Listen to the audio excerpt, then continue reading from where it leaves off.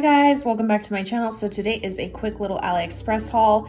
I have some orders rolling in from 9/11. Again, these were all grouped together in one package. Obviously I didn't get everything that I ordered. I must be getting another package.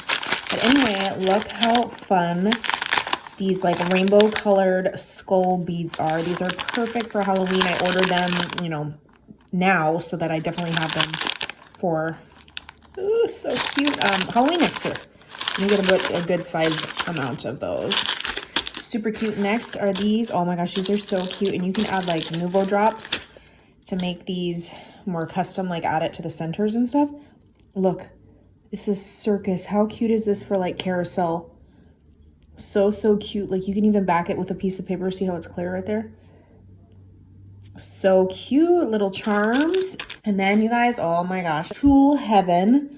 So look at this one. This first one is pink, and then it's got a holographic snowflake on it, just in time for winter. Look at this. That has like a blue, this has gold and pink, different style and color snowflakes all throughout this entire roll. Super pretty. Love that. And then I got a pink one that has silver snowflakes on it. Look at that. So pretty. These are so pretty. These are stunning. And then I got a mint version of that one.